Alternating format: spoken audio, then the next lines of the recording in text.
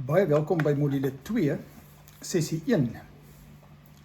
In hierdie module wil ons bietjie meer gesels oor jou identiteit as disipel van God. Nou, ek begin hierdie module deur die vraag te vra of jy dink dat jy goed genoeg is en of jy voel dat jy goed genoeg is vir God se aandag. Nou, dit klink na 'n baie vreemde vraag, want dit is eintlik 'n vreemde vraag. Want ons is deur God geskep na sy beeld en gelykenis om in 'n intieme verhouding met hom te leef. En daar's nie 'n manier dat enige mens nie goed genoeg sal wees vir God en vir sy aandag nie. Hy is net eenvoudig liefdevol en hy soek daarna om 'n verhouding met ons te hê. Maar daar's wel baie redes waarom baie mense dikwels voel dat hulle nie goed genoeg is nie.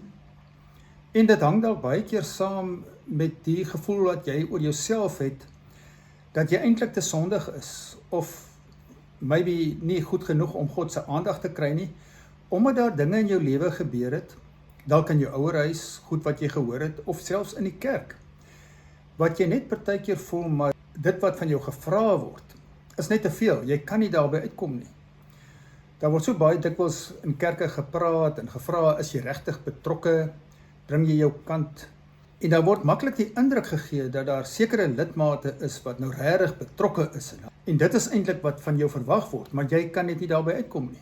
Daar kan baie ander redes wees. En jy kan selfs wonder, en dit kry ek ook dikwels dat mense wonder, maar is ek regtig uitverkies? Nou as jy net daaroor wonder, is net 'n paar goed wat ek wil noem. Ek weet nie of jy al ooit gedink het, maar hoe kies God sy kinders en sy volgelinge, sy disippels? Ons kan begin by die disipels self. Nou, ek noem dit daar in die boekie. Die klompie mense wat Jesus daar by mekaar gekry het, sou deur geen fariseer of skrifgeleerde van daardie tyd goed genoeg gewees het om te kwalifiseer as disipels nie. Hulle was net eenvoudig nie disipelmateriaal nie. Hulle was half ongeletterd. Petrus was baie voor op die wa. Thomas het nie maklik goeders geglo nie. Levi was 'n tollenaar. Nou, die Jode het nie gemeng met tollenaars nie. Hulle was onrein mense. Simon die Zeloot was deel van die Zelote was amper soos 'n halfe ondergrondse terroriste tipe beweging. Daar's baie van hulle van wie daar nie eintlik veel gesê word nie. Hulle was nie hoog vooraanstaande mense nie. Maar Jesus kies nie omdat mense 'n sekere rol speel of suksesvol is, of deur die samelewing hoog geag word nie. Hy kies net uit genade. Vir hom is die vraag nie, wie is jy en wat het jy van jou lewe gemaak nie. Hy weet wie jy is, en hy weet wat hy van jou lewe wil maak, en dit is waaroor dit vir hom gaan. Nou, dink ook maar net aan Jesus se optrede teenoor die mense wat sy pad gekruis het. En hy doelbewus mense opgesoek wat eintlik deur die samelewing uitgestoot is. Ek weet nie of dit jou ooit al opgeval het, dat hy nou juist by 'n Samaritaanse vrou gaan stilstaan. Weer 'n Samaritaan, iemand wat die Jode nie gemeenskap meer gehad het nie.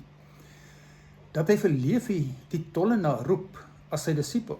Vir Saggeus, nog 'n tollenaar, vra hom af te kom uit die vyeboom, want hy sê, vandag wil ek by jou in jou huis tuis gaan. Dis radikale woorde vir 'n Jood om te hoor, dat 'n Jood in 'n tollenaar se huis wil tuis gaan en saam met hom wil gaan eet. Dit is eintlik verregaande. Dat van sy eerste genesings wat hy doen was vir 'n Romeinse offisier se seun. Ander evangelies sê dit was sy slaaf. Hoe dit ook al sê, dit is die tipe mense wat Jesus 'n hart voor het, voor omgee. So daar's niemand wat kan sê, ek is nie goed genoeg of ek kan kwalifiseer nie vir sy aandag nie. Ek dink baie mense het soort van 'n vrees vir God, is bang vir hom, op grond van dit wat hulle van God in die Ou Testament lees. En dis vir my verskriklik jammer. Daar selfs mense wat sê, jy weet, met Jesus kan ek nog 'n verhouding hê. Jesus was baie oop en liefdevol en inklusief en vriendelik. Maar die God van die Ou Testament was dan baie streng en ongenaakbaar. Nou het jy al ooit daaroor gedink dat God een is, dat God nie twee gesigte kan hê, verskillend kan wees nie, en dat die heel duidelikste openbaring wat ons van God het, is Jesus Christus. Dit is waar ons vir God die duidelikste kan sien, kan ervaar, kan beleef. En daarom moet ons weet, die bril waardeur ons ook die Ou Testament lees, is deur Jesus Christus. Hy help ons om God te verstaan en te leer ken. So as daar enigiets in die Ou Testament staan van God, wat nie rym met wie Jesus Christus is nie, dan is dit bloot nie God nie. Dan was dit bloot 'n siening van die mense van daardie tyd oor God en oor die gode. Want ons moet aanvaar dat die skrywers van die Ou Testament se godsbegrip baie sterk nog beïnvloed is deur hoe die omringende volke vir God gesien het. En daarom glo ek kry ons al hierdie vreeslike offers wat gebring moet word, want dis soos die mense in daai tyd oor die gode gedink het. Die gode is kwaai en ongenaakbaar, en as jy hulle wil vriendelik hou en kalm hou, dan moet jy offers vir hulle bring. Jy moet hulle tevrede stel, jy moet hulle guns probeer wen, want jy het nie hulle guns nie. En die God wat ons leer ken in Jesus Christus, en selfs in die Ou Testament, ek sal nou daarby uitkom, is baie anders. Is 'n God wie se aandag nie gesoek hoef te word nie, dis 'n God wat ons aandag soek, wat in ons belangstel, wat na ons toe uitreik. Nou sal mense vra, nou maar wat maak jy dan van daardie verhale in die Ou Testament? En hoe kan jy sê dat alles nie waar is nie? Die Bybel is tog 'n geïnspireerde boek, geïnspireerd deur die Gees van God.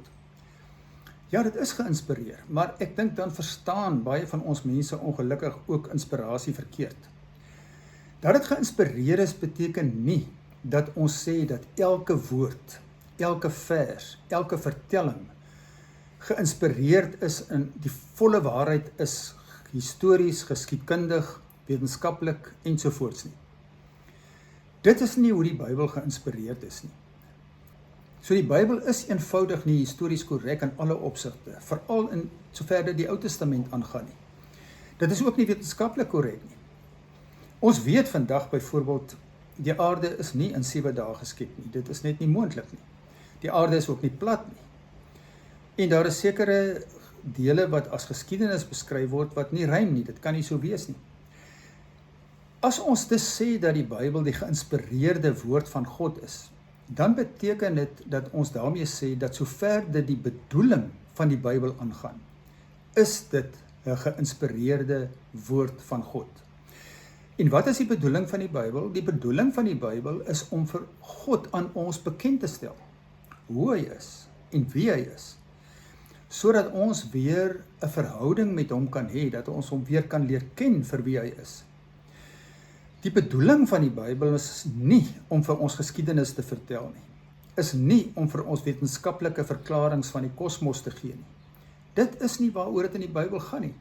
So dit help nie om vrae aan die Bybel te vra wat die Bybel nie wil antwoord nie, dan gaan jy of 'n verkeerde antwoord kry, of heeltemal mislei word, want dis nie waaroor dit in die Bybel gaan nie. Maar sover dit vir die bedoeling van die Bybel aangaan, kan ons sê dis absoluut betroubaar, geïnspireerd en gesaghebbend. Ek weet, vir baie mense is hierdie bietjie 'n groot stoot om dit so te hoor. Maar ek noem daar voorbeelde hoekom ons kan sê dat die Bybel nie histories korrek is nie. Jy kan maar net die Bybel lees. Ek dink baie mense lees eenvoudig te min, veral in die Ou Testament, om te kan sien dat dit nie so is nie. Kyk maar net na die skepingsverhale in Genesis 1 en Genesis 2. Dit verskil geheel en al van mekaar. Watter een is nou korrek?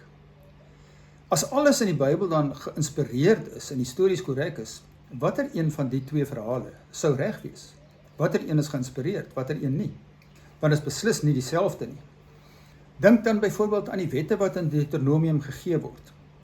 Deuteronomium 22 word daar verskillende plekke gesê wie almal gestenig moet word, onder andere vrouens wat in egbreek betrap is. En as so 'n vrou dan nou na Jesus toe gebring word, wat doen hy? Stenig hy haar? Nee, glad nie. Hy vra dat die een wat sonder sonde is, die eerste klip sal gooi, tot almal wegloop. En dan sê hy vir haar, ek veroordeel jou nie, gaan huis toe. Dit is God. So as daar in die Ou Testament staan dat God wou gehad het 'n vrou moet gestenig word, dan kan dit nie waar wees nie, want Jesus sou dit nooit doen nie.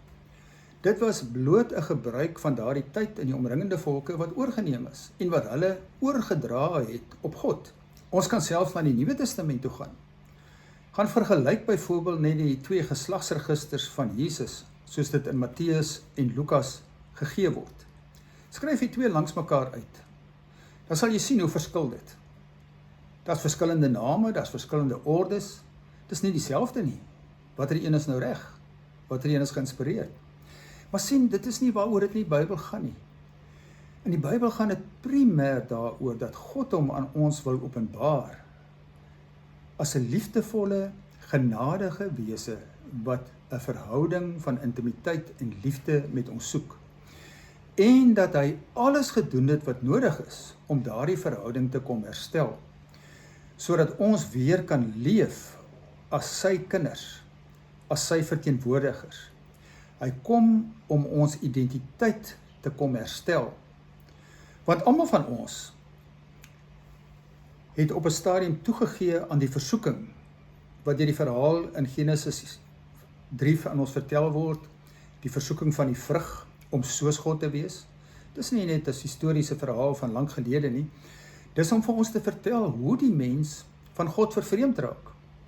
Deur toe te gee aan daai versoeking om self soos God te wees, deur vir jouself 'n naam te maak en nie God se naam groot te maak nie, deur jou eie koninkryk te bou, self 'n besitter te word en nie te erken dat alles aan God behoort nie, en deur jou eie wil te doen en nie toe te laat dat God jou by sy wil en planne betrek nie. Dit is sonde, want dit is om jou doel te mis. En dit is waarvan God ons wil kom verlos, om te leef as mense wat ons doel mis, daardie sonde, sodat ons weer aan ons doel kan beantwoord, om God se naam groot te maak, in sy koninkryk te dien, rentmeesters van sy besittings te wees, en om sy wil te doen. En in hierdie module wil ons jou help om te verstaan, wat is jou identiteit as kind van God? Om nie te dink aan jouself as 'n mislukking, of as nie goed genoeg nie, of hoe jy ook al oor jouself dink nie, maar om jouself weer te kan herontdek as 'n verteenwoordiger van God, 'n kind van God, 'n heilige wat vir God afgesonder is. Baie dankie dat jy weer saam geluister het.